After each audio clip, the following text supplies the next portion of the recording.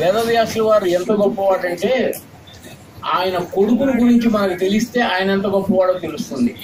ఎవర్రా గొప్పవాడు అంటే గొప్పవాడిని పుట్టించిన వాడు గొప్పవాడుట మా గురువుగారు చెప్పేవారు.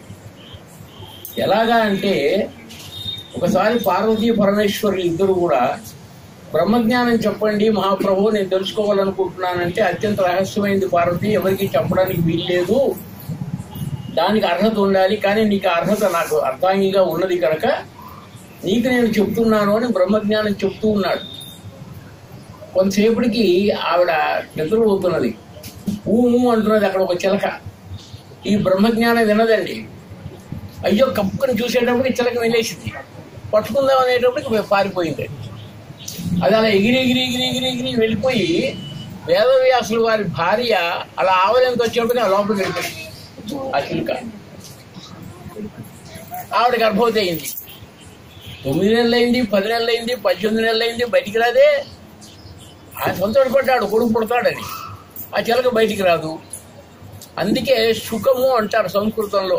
ఆ శుక పరబ్రహ్మ అనేటువంటి మహానుభావుడు ఆమె కడుపును ఉదయించాడు. ఆయన ఉదయించగలనే పిల్లవాడు పుట్టంగానే 16 ఏళ్ల నవయౌవనంగా పుట్టాడు. పుట్టి దిగంబరంగా తల్లిదండ్రులు నమస్కారం చేసి, నాన్న నేను వెళ్ళొస్తాను అని వెళ్ళిపోతున్నాడు. అదేంటయ్యా నువ్వు ఇప్పుడే కదా పుట్టావు, మాకు అసడా ముచ్చట తీర్చుకోవాలి కదా పిల్లవాడు అంటే, మీరు నాకు ఎప్పుడు మీరు కూడా నాకు కూడా తల్లిదండ్రులుగా పుట్టుంటారు, నేను మీకు తల్లిదండ్రులుగా పుట్టుంటారు ఏ జన్మలోనో, కాబట్టి బ్రహ్మజ్ఞానం అంటే అప్పటికే వైరాగ్యం వచ్చేసింది ఆయనకి, వెళ్ళిపోతున్నాడు. అలా వెళ్ళిపోతుంటే ఈయన మోహంతో పుత్ర పుత్ర అంటూ వెళ్ళాడు వేదవ్యాసుడు ఆయన వెనకాల. అక్కడ వెళుతూ ఉంటే నది ఒడ్డున అప్సరసలు నగ్నంగా వాళ్ళు స్నానాలు చేస్తున్నారు. ఈయన 16 ఏళ్ల యవ్వనవంతుడు.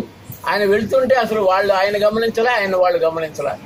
ఏదో మామూలుగా చిన్నపిల్లాడిగా తిరుగుతుంటారా అలాగా వాళ్ళు స్నానం చేస్తున్నారు. ఈయన పెద్ద ఆయన గడ్డ పెట్టుకొని దాదాపు కొన్ని 100 సంవత్సరాలు ఉంటాయి వేదవ్యాసుడికి. ఆయన బట్టలన్నీ కట్టుకుని పెద్ద పెద్ద గడ్డం పెట్టుకుని అలా వెళుతూ ఉంటే ఏమైంది, వాళ్ళు గబగబా బట్టలు కట్టేస్తున్నారు సిగ్గుపడి. ఆయనకు నవ్వు వచ్చిందట. ఇంత పుత్ర వ్యామోహంలో కూడా పుత్ర పుత్ర అంటూ ఆయన వెళుతుంటే ఈ చెట్లు కూడా పుత్ర పుత్ర అని వెనక్కి వినిపిస్తున్నాయట. ఏమిటి అంటే, నువ్వు నాకు జన్మ పుత్రుడు అని పిలుస్తున్నావు, నాకు ఎన్ని జన్మల క్రితం నువ్వు పుత్రుడిగా పుట్టావో, ఎన్నిసార్లు పుత్రుడిగా నువ్వు పుట్టాను, నాకు నువ్వు పుట్టుంటావు అనేటువంటి ప్రతిధ్వని వినిపిస్తున్నది ప్రకృతి నుంచి. అప్పుడు ఆయన నవ్వి, అప్సరసలారా, మా వాడు నా కొడుకు యవ్వనవంతుడు, అలాగా పుట్టడంతో నవయవనంగా పుట్టాడు, నగ్నంగా ఉన్నాడు, వాడిని చూసి మీరు సిగ్గుపడలేదు. నేను ముసలివాడిని, నాకు వయస్సు అంతా ఉడికి